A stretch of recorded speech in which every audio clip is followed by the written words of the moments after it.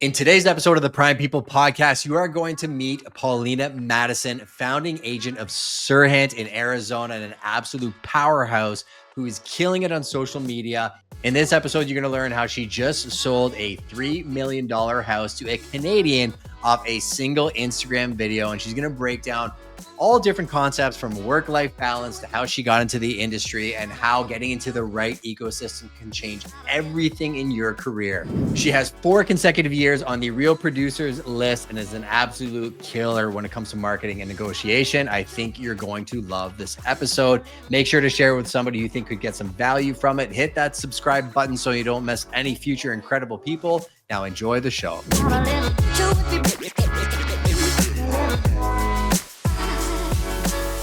Well, this will be fantastic for you then, because this is the least scripted podcast ever. It's a very organic conversation. But I do know you well enough that I feel like I could kind of guide it and go through some questions that I'm genuinely curious about as well. Like the reason I do the show, these are conversations I would have privately as much as I'd love to have them publicly, right? With people who are actually craftsmen and craftswomen at what they do. And I definitely see that in what you're doing in your real estate business in Arizona. I do want to give everybody some insights into what you're actually doing in Arizona. So I'm going to share a screen here. There is Paulina Matteson, who's absolutely crushing it now in Arizona in luxury real estate and new development. She's the founding member of Sirhant in Sirhant, Arizona. And I'm going to talk to you about that in depth. I had the pleasure of meeting you in New York City. And I think also something else that I've noticed that we've actually spoken about is the real formats that you're doing are absolutely crushing. I think because you do have some really nice consistency with how you're presenting your properties. So I'm definitely going to want to pick your brain a little bit around the science of how Paulina Matteson goes into a listing and comes up with the idea for creative. But let's zoom out for a second. Actually, I am going to turn off screen sharing here for a second. I want to zoom out for a second just to give the audience a little bit of an idea on who you are, where you grew up, and how you even became a real estate agent. Okay. Well, I grew up in New York and New Jersey. I came out to Arizona to attend Arizona State for the School of Business. I graduated and was doing investor relations. So basically working with large cap companies to deliver their company message to institutional investors. So essentially selling those companies. And I got into real estate when I had kids.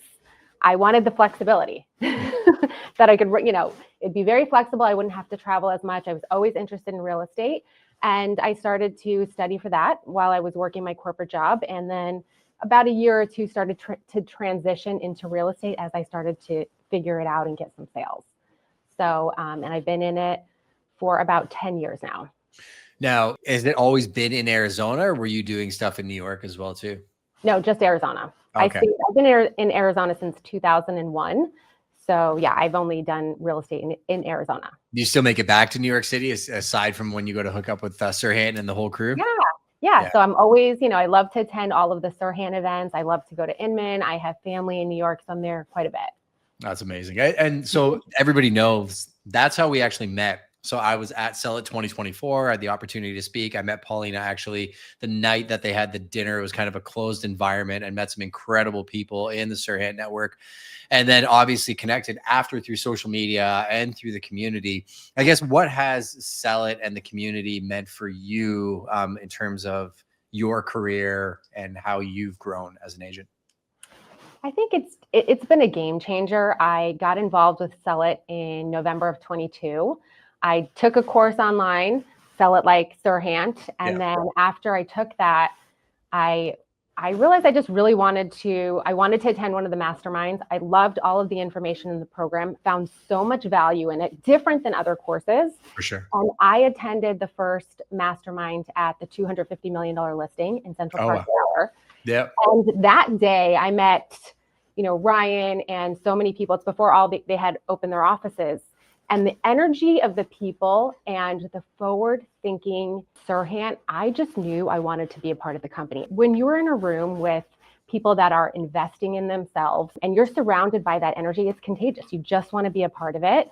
You're all there to elevate, and it has completely changed my business. And, fast forward to March of this year, we opened Sirhan, Arizona. So it's been huge. I think the community, the network, the technology, the innovation, all of it has changed my business.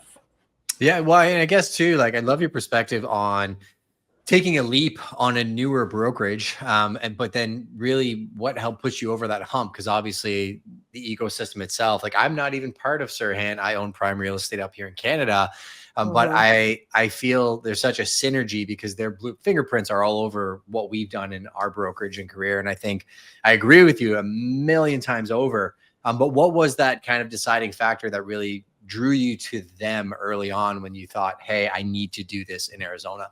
I think watching Ryan with all of the social media and the media and their presence, going through the courses and seeing what they were teaching, it was modern day, very forward thinking. I wasn't seeing other brokerages do that. You know, real estate evolves. And if you don't evolve with the time, you're not moving with the market. So I found it exciting. I found the marketing exciting. And I really saw a lot of value in it. So when I started, seeing people open their offices, I always felt I wanted to be a part of it. And finally, a few years into it, Talks of Arizona came up, and we were able to get enough people together to launch the first West Coast office. Well, and now we talk about Arizona real estate. Like I'm going to share the screen again, because when I'm looking at some of the stuff that you're selling, hold on one second here for the people watching. Like the estates that you guys have are unbelievable. So tell me, why Arizona? What do you think makes your market unique, and why are so many people interested in Arizona real estate? It's a different market. It's a newer market. We have a lot of new development here.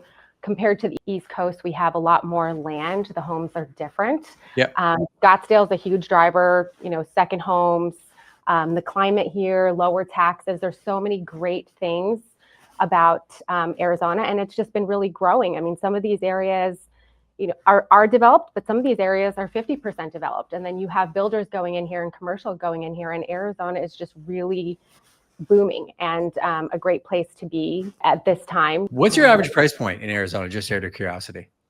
It really depends on the area. Yeah. So maybe give me like areas and like entry level versus like the luxury stuff. I'm just so curious. You can, so luxury can be in the East Valley, you could be around, $1 million, Scottsdale, 3 million, 4 million, 5 million, really depending. I mean, but you can also be a little further out and not so central and purchasing a home for $300,000. You can get 2,000 square feet. You'll have a little bit of a drive, and it's not in the center of town, but you have that ability. There's definitely a lot of development going on. Parts of and are they friendly to developers and builders? Like municipality wise, are they very like builder and development friendly? They are. Yeah. There's a lot of home builders. I mean, for one area in particular, let's say in the East Valley, we have Queen Creek and Santan Valley. We have developments of 10,000 homes, 20,000 homes going in. Wow. You have areas that are like 50% built out, and all of the commercials coming, the airport's expanding, and you have a lot of builders going in there. So it also becomes a really great investment. Yeah. And you watch that area evolve. Yeah. The reason I asked the question, so like, we have a national audience. So a lot of times we end up sending referrals through this podcast. So if anybody's watching this or listening and needs an agent in Arizona, reach out to me. Happy to make a connection with Paulina. It's an emerging market. And I see like even a lot of Canadians, despite what people say in the headlines, like I'm sending out referrals to Tennessee, all over the place. Texas is high on that list, Florida. And I feel like there's a lot going down to even the Arizona area. Are you seeing Canadians coming down your way? Yes, I am. I actually had Canadians in town this past weekend, and we actually just closed 2 homes with Canadians from Calgary last week. So yeah, we are seeing a lot of Canadians coming into the market. I am seeing second homes, investment properties from Canadians. Sure. So it's been interesting to see that. Yeah, and I ask you the question because here's a snapshot. Like where I'm located is called London, Ontario, surrounding region. So like all of southwestern Ontario, but the average price of a lot is like 8,000 to 10,000 a front foot. Taxes and development charges are like 40% of the cost of every new build. So I was talking to a builder, and he said like 670 grand of $1 million home is taxes and development charges before he even puts a shovel in the ground. And I love you sharing the insights, because when I look at the real estate in Arizona, I'm like, man, I would love to build that here, but that's a $5 million house here for something that you're selling for like $1 million or $1.5 million. And I think the economics are fantastic in your area. Now, flipping back to the marketing and branding side, when you went to Sirhan's, I do feel like when I see your trajectory, even in the year that we met, you've gotten so much more refined in your brand message, who you are. It is clear as day what you do. And I think branding is so important to attract your right fit clients. What are some things that you've learned? It doesn't have to be just from Sirhan, over your career, that have helped you create such a refined image online? So I think over the last year, I started to really pay attention to what I was doing online. Instagram really wasn't a thing for me prior, a year and a half ago, I wasn't really working on it. But after attending an Inman conference, I listened to one agent in particular who said she got really heavy into video, and that really changed her business. And I decided when I left that conference that that's something that I would try. So that has made a huge difference over the past year and a half for me. Yeah. I think being able to put myself out there and to reach people that I would have never had access to. I'm selling homes off of Instagram to people in Canada, to people in New York, international clients. I would have never been able to reach that CEO in Canada had I not posted that video. So then I started to look at social media completely differently. So it's a combination. I show homes that are my listings. I also have a lot of builder relationships, Toll Brothers, Camelot homes that I've developed, and I show their properties as well. So it's a combination of, things I'm selling, builder relationships to really get those homes out there. And I try and present them in a way that would be interesting to the potential buyer. So what do you need to know about this house in Scottsdale? Why are people moving here? Low taxes. You have these massive estates, you have new construction, and this is all available. You have private aviation, 45 minutes to Sky Harbor. So I'm trying to give as much information as I can to the person that is maybe not in my market. So really that 60 second, 90-second reel is me kind of doing a commercial. Like, come live in Scottsdale or come live in this property because of these reasons. And I watched the analytics and I just started to change it. I started to see what was working, what people were commenting on, and trying to build those relationships, find out what they're looking for, and really just change my videos and learn as I go. And what would you give yourself the advice now, like knowing what you were thinking you should be producing when you started versus what you're actually producing today? Yeah, when I go back a year and a half, some of those videos I have are pretty cringy. I've actually thought of deleting them, but it's funny because I've watched other bigger agents that I have a lot of respect for, and I've gone back a couple of years and watched them evolve with video. So I decided I'd leave that because it has been an evolution. But I think know who your audience is. Who are you talking to? Who are you trying to attract? And make sure that you're putting those things out online. I'm talking to specific buyers when I have land, when I have new development, when I have homes. So I really try and think about who is this person that could be the buyer for this property. And that's really what has evolved with the videos. There's definitely a lot more talking now. I'm just trying to be more descriptive, give people as much information as I can, and then in DMs or on the phone, start to build those relationships. Well, we had a great conversation a couple of weeks ago where I called you about something because I saw one of your posts and I actually commented on it. So there's an engagement, obviously, where it says comment model. We'll DM you the details. And there's a balance too, where some people are automating that so much because of scale or maybe size of their accounts. And you had indicated that you were A/B testing even where you were placing that comment model and it made a difference, but that it was actually you in the chat.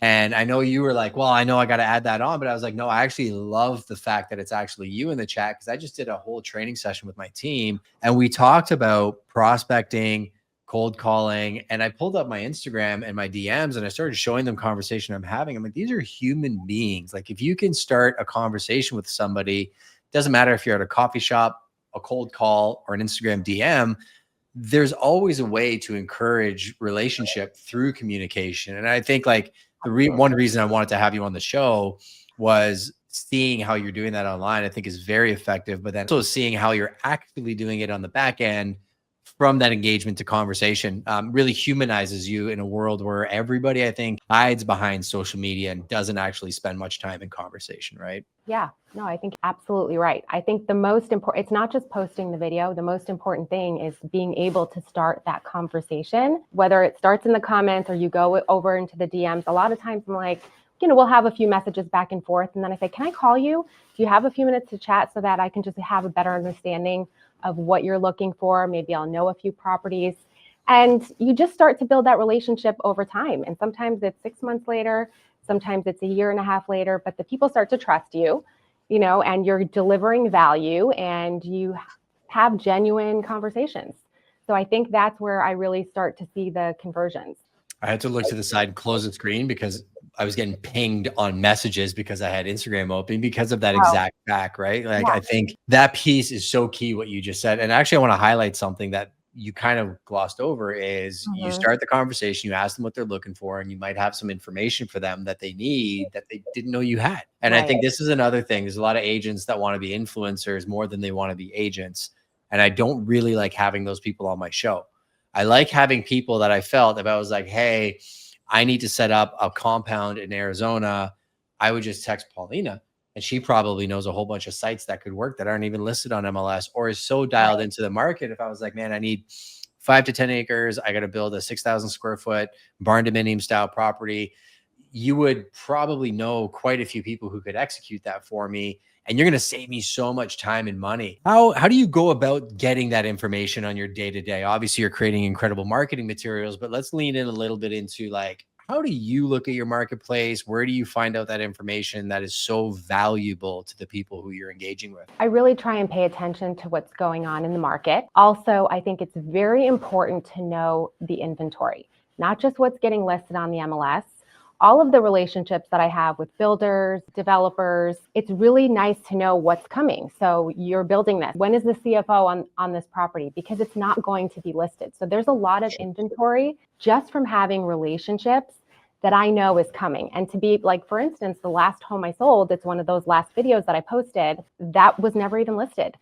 That was me communicating with the builder on finding out when they were actually opening that model. And I posted the video the day it opened. They didn't even have it listed anywhere. And a Canadian client, a Canadian buyer called me and flew in to buy that house. Wow. So that just gives you an advantage when you know your inventory, when you have these relationships, or maybe you know people that would sell potentially if for this price. I keep a list of everything off market. Yeah. I do a lot of buyer needs to find out. For instance, I have a buyer. They're looking for a $3 million property in Scottsdale, 6 bedrooms, 5 baths. Let me know if your property is a match or if something is coming up. So that speaks to sellers and that speaks to agents. So sometimes I get that information ahead of time and I just keep track of everything. So I am just very, very familiar with the inventory so that I can deliver not just what's on MLS or Zillow. So there's an advantage because everybody can look there. Well, you see what Zillow is doing with Follow Up Boss, with ChatGPT. Like, it's a marketing machine, and consumers watching this don't realize that Zillow's in the referral business game, right? So they want to own you, and you go on their platform, and they want to sell you to another agent, and then take a portion of that referral fee. It's a wild industry because if a consumer happens upon this video, they don't realize they use our own listings to generate leads to sell back to us. It's kind of just the state of affairs and how the industry is. Yeah. But for real estate agents, like I always tell them, you need to be in a position where you're not being held hostage by a platform where if they went away tomorrow, are you going to be okay? And I think I want to highlight as well, a lot of agents for years, the MLS was our value, right? Like we would just say, that's what your neighbor's house sold for. And you have to call me to know that. Now you don't need an agent for that at all. Even appraisals and like home searches, they're now going to the place where you can use a Zillow, for example, to send you updates on a daily basis of what's out there. But what it can't do is it can't interpret the data, right? You can find out what your neighbor's house sold for, but you won't know why, because there's some things that aren't necessarily metrics or data points that Paulina might know through conversations with other agents in her marketplace, through conversations with builders and developers. To that point, how important is industry relationships with other agents in your community to you? And I guess from a national perspective. So important. the builder relationship, developers, just agents, knowing the market, knowing what's coming, being able to work together to market properties. Nationally is huge too, as you know, all these relationships that we developed in our communities, learning from agents across the country. I mean, the referrals that come from it, being part of a community, just naturally, genuinely developing relationships and liking the way that person does business. And I feel like the referrals from our community that we've been a part of, I've had so many referrals that way, but I've also learned so much from just watching agents in other markets.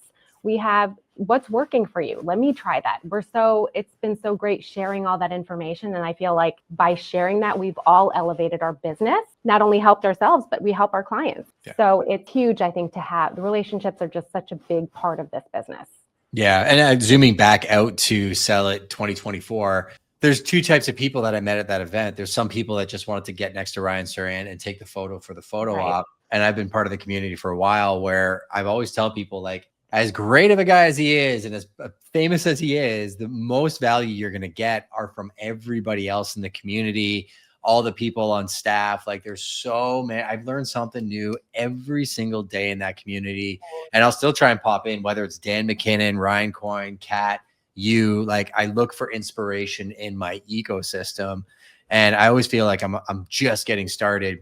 Do you ever feel that as well too? Like, you know, self-deprecating, like, I got to get better at this, I got to get better at that, and look for inspiration in other places? I always feel like I could be better. I always feel like we can evolve and grow. And that's what also keeps this business exciting. I like to put myself in rooms where I'm uncomfortable. It was hard for me in the beginning, but I am who I am. My business is where it's at. I'm always around people that are probably doing way more business than I am, but I get to learn from them. And that's what I love about the community. Everybody has that fire and that energy. And I love people that share their success and what's working for them. It's great to learn from people and take those things and put it into play in your business. The dinners that we went to in New York, that last one that you were at, we missed you at Sell It 25, by the way. Yeah, literally, I had to cancel a couple days beforehand, but I'll be at the next one. I know. But sometimes those events can be overwhelming, but if you make a few great connections, there's just so much value in that. And that investment that you put into being there that night, traveling, paying for the event, that more than pays off when you have like one person that you've met that's added value to your life or given you or reignited that fire, or you come back fired up.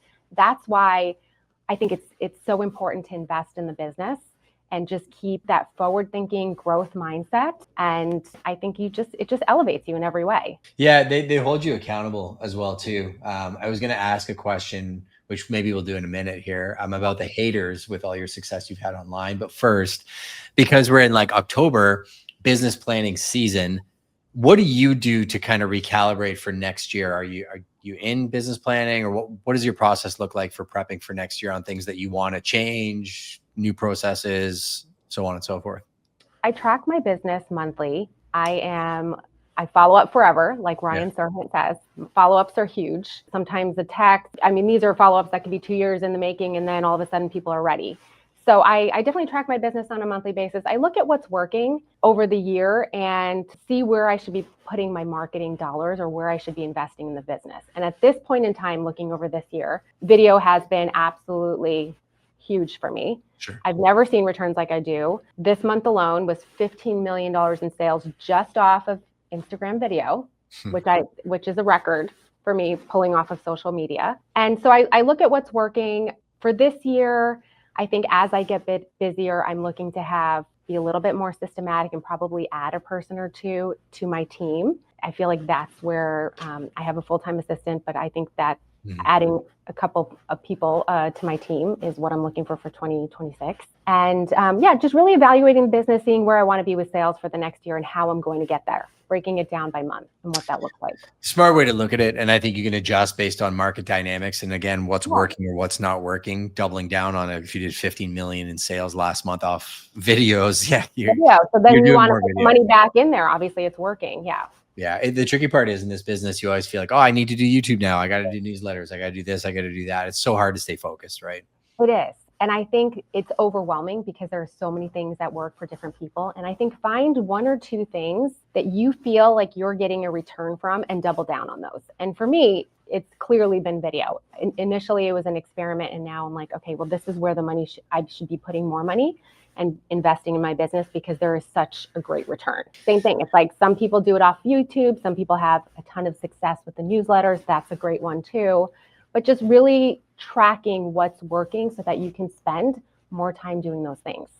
Yeah, I was talking to some team members the other day about something. We're spending $1,000 a month on it, and you can show us an ROI on that. We'll spend $2,000, $3,000, $4,000 a month on it, as long as the math actually makes sense. But we can also feel in this business like you're spending money on something to feel good about it, and it's not actually doing anything for you. I have lots of those stories. Have you ever wasted money on something in real estate that you realized after was a total waste of time and money? Yes, I have. This year, actually. I have never bought leads before. I decided to buy leads from a big real estate company. Let's try it for 6 months. And it was just total waste of money. Total garbage. Yeah. Big waste of money. But you never know until you try. And it's like, okay, we made that investment. We tried it. It's obviously doesn't make sense for me. Better to put that money into something else that's working. Yeah. Fascinating. Was it just finding what works for you? Some people door knock and that works great. Was there like no engagement on the leads, no responses? They didn't pick up. They were brutal. Like, was it that? Bad quality leads, not delivering, the company not delivering the amount of the number of leads as promised. So having to chase them down on that. Just, I mean, and the leads weren't great, the ones that we got. So that was the one time I tried to buy leads, and now it's lesson learned, I guess, for me. Well, there's such a different quality of the attraction leads that they've watched hours of your videos and then they want to work with you. They're pretty much already sold. It's like no different than going to a listing appointment with somebody who just, found you on Google, but they already have their favorite. They're just pumping you for information. Right. You don't feel like you're wasting your time when you get a DM. Now, I guess social media and Instagram is a weird place in terms of when people send messages like, hey, I want to fly down from Canada and buy a $3 million property. How do you discern whether they're real or they're just internet trolls, or how do you stay safe, I guess, online? That's a good question. I do get a lot of DMs. Sometimes people from out of state want me to go FaceTime properties, or, we have a phone call, maybe FaceTime properties. So I just go through the normal steps. I do buyer brokers now. Obviously, we all have to do them. So that's like step one. Are they serious? Obviously, a FaceTime's not a big deal to go FaceTime property, but you want to make sure that you're not wasting your time. Right? So I'll put them on a buyer broker. I start with the FaceTimes, and then, obviously, if they're flying down, we're meeting with people. And I do get local DMs as well. Same thing. I ask for identification. I put people on buyer broker, depending, if I can find a little bit of information on them, if I feel like I can meet them on my own or we meet somewhere else. So I am very careful, but I do qualify all of my leads and make sure that everybody's invested on their end before I spend time on my end as well. So we're all serious. We're wanting to work together. So Well, it matters for your reputation with the builders as well, too. You don't want to be bringing people through their models that just want to kick the tires and see what it feels like to walk through a $3 million house. You could lose that relationship just as quickly as you gain it, right? Yeah. I mean, with the builders, it's like not that big of a deal to go into models that are open, but just in general with my time, because we are all so busy, and I do get a lot of, DMs off Instagram and just calls in general off signs. You want to make sure that you're not wasting your time. You're qualifying people. You have buyer brokers, proof of funds, pre-quals, all the things, and that you want to work together. Now, in terms of balancing your ambition and your business side of things, how do you balance that with your personal life? Oh, that's a good question.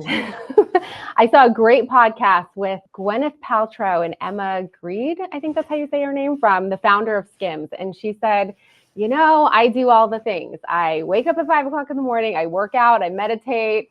I manifest, I do all the things until I don't do them, until I'm not balanced. But no, I just try and make it work. I do. I'm very structured. I try and have balance, but the reality is you don't always have balance. It's a series of trade-offs, truly. So I try and balance my life as much as I can and schedule out things with my kids, with my husband, and work. And sometimes it's balanced and sometimes it's a little crazy. Yeah, I think everything in moderation, moderation, right? In the business side of things, somebody told me that once, there is no work-life balance, right? Is after 10 a.m. your day's going to explode. Things are going to happen. Things are going to be out of your control. Speaking about that, I guess, what about resilience? Like, I'm sure not every deal is as smooth as that Calgary buyer. How does Paulina deal with it when other agents are nasty to you or a deal's going sideways? What is your approach? As far as agents being nasty, I mean, I try and stay very professional. Client service is very important to me and my clients. I try and make things as seamless as possible. That's what I like with client service. So that's really what I try and deliver. I am very detailed. We try and stay on top of things as much as we can. Title work, lender, just really keeping track of the transaction, keeping eyes on the transaction, and making sure that things are moving along and seamless. I think it's when people start to step away or they're not on top of things that things start to fall apart, right? Yeah. But as far, I mean, I am very detail oriented, very process oriented. And to me, honestly, over delivering and client service is key because I am so busy and I'm sure a lot of my clients are so busy. So making things easy, seamless, and everything coming together is a big deal. See, it's interesting in this business, all the different people and how our minds work, right? Like I'm the detail piece, I have my wife and my partners for, where I am very much energy, creativity, and I have a different aptitude for different things. Tell what you love. And you even answered my question. I was going to say, like, what do agents do wrong? And you're like, they stop paying attention to the details and deals blow up, which is true. What do you not like to do in this business? What do I not like to do? As much of the maybe spreadsheet type stuff, I definitely am a little bit more creative. I love the marketing. I love the relationships with the clients. The spreadsheeting, the day-to-day, I have an assistant that helps me with like all the documents and all of that stuff. So I don't love that. I don't love to spend my time on it, but I have somebody managing timelines, paperwork, spreadsheets, all of that so that I can be in front of clients. Have you read the book Rocket Fuel by any chance? No. Is this one that I need to read? Yeah, I'll send it to you. We typically send a book to all of our guests. So I'm writing down Rocket Fuel. It's about visionaries and integrators, right? So if like an integrator is somebody who really likes the nuts and bolts of it, they love the spreadsheets aspect of it, they love project management. The visionary is more somebody who is going to sit back, look at things from a higher level, and then come back and make tweaks to the overall strategy. But the visionary is not the person to execute the strategy, if that makes sense. They can show up and they can fuel it, but you need visionaries and you need integrators. They both serve very, very high purposes. But sometimes if the visionary is trying to be the integrator, they're throwing grenades at their team where I can do that. Like I don't even book my own calendar because of the fact that I have a full-blown person that does it for me. Because if I started moving around our appointments and whatnot, it would have been absolutely chaotic. You experienced that a little bit. Yeah. Chloe's fantastic at it. She is, yeah. Yeah, she's very, very good. I guess, what do you think is next for our industry as a whole? AI is coming, branding, social media is at like lightning speed. The role of the agent is changing very rapid pace. Like, what do you think the future of a real estate agent really looks like in 2030? It's overwhelming sometimes. It's evolving so quickly. Sometimes it feels hard to keep up almost because we do have the AI. Now we have the video AI. And if you're not using some of this technology, I feel like you are falling behind. I don't know where, with all the AI, it's definitely helped us save time. It's, things that used to take 10 hours to do can take like half an hour. So that's huge. And that makes you so much more efficient. I used to write my own listing descriptions for hours. Now it's like, now we're running everything through AI. I think it's important to keep up with technology and be aware of it and use some of it. But I think it's also important to still in our business, maintain the relationships and like the human side and interact with people and make sure that it's not all AI, because I don't love not being able to talk to somebody now and everything being so computer generated. And it's like, can I just talk to a human? But I think really from us, that's how we would differentiate ourselves too, still maintaining those relationships. And as we use all of the technology that's available to us too. But I think as agents, it's definitely important to educate ourselves on what's coming, keep on top of the market and start to implement some of the things so that we're not dinosaurs totally falling behind. Yeah, I agree with you implicitly. Like the Sora stuff and some of the video stuff that's been coming, it's been hilarious to see. But I'll be honest with you, like it's actually made me appreciate raw, unfiltered content more, like Right. being with people more. Because I think there's a place for entertainment and that type of stuff. But I actually feel like, if anything, I said this to Coin last year. I feel like AI gives us the opportunity to be more human because it takes Mhm. care of a lot of the clerical stuff and allows us to, like, I remember I do this actually when I drive home and when I come into the office. I have a bit of a drive, and I use it as my thinking time, and I talk through a lot of what I'm thinking high level, and I'm able to summarize it, and I can have a much more concise meeting with a team member or my wife, to discuss complex ideas that I feel like sometimes I'm falling forward if I try to just get it all out myself. So I think if you can use the tool rather than the tool using you, you'll be Yeah. fine. But I think some agents that are going to be too reliant on it and don't know how to actually write, or like what makes a good listing description, or doesn't Right. like tweak it after the output, I think they're going to get lost in the sauce. And they're going to be out of a job by 2030, my opinion. I agree. And it's interesting to see with Sora too, because I've just been seeing a lot of it this week. And it's great, the technology, but I wonder if we're going to get to the point where, like, is this real or is this AI video? There's a lot of it now, and I think it's only going to get better. But do we get to the point where, like, is that a real video? Is that really her? Yeah.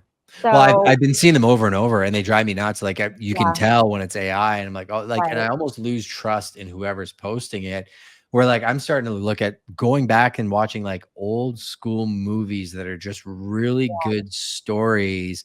They almost hold more weight after I've experienced 5 years of this like small, quick Instagram, TikTok culture. Right. The ability, I don't know if kids of our next generation will be able to watch a whole 2-hour movie just because of how ingrained that is in their minds, right? Yeah. Yeah. I mean, technology has changed so much and it's changing Yeah. so quickly. So it's even, yeah, just the last couple of weeks with the SOAR, I'm like, it's interesting to see where this is going. I wonder if we're going to be able to tell what's real on video and what's not. Security wise, I think I even heard something recently that somebody went to their bank and said, unless I'm here in person, don't allow any large withdrawals because people can use voice changers, things like Oh, yeah. Sora, Yeah. AI to do that. It's going to get scary, but I think at the same time, if we can understand what's out there, I think it's no different than the scam emails and text messages and Yeah. calls. You can recognize them pretty quickly when they come in now because we're all educated. I think it's just the next level of that, right? Yeah. And I think too, like, use it to your advantage. If you are using video or putting yourself online, just being authentic and truly connecting, showing yourself and truly connecting with people. Yeah. No, that's one of the reasons why I like the Prime People podcast, is I just get to talk to my friends that are all Yeah. over the world. What I find is we're more similar than we are different, right? We Yeah. have families, we have ambitions, maybe we're just starting out in our careers, maybe we're experienced, but the problems that we have, no matter where we're from, size, shape, color, whatever, beliefs, there really are a lot more similar than they are different. And I think one thing I've enjoyed watching is how much you've grown in the last year. I'm pumped to see how much more you grow in the next year. So anybody watching, go give Paulina a follow. And like I said, if you want a connection directly, feel free to reach out. I love nothing more than connecting my community with your community. Please share this episode out with somebody who you think should be the next Paulina Matteson. And Paulina, you're doing a great job on social and everything video. So I'll be watching your content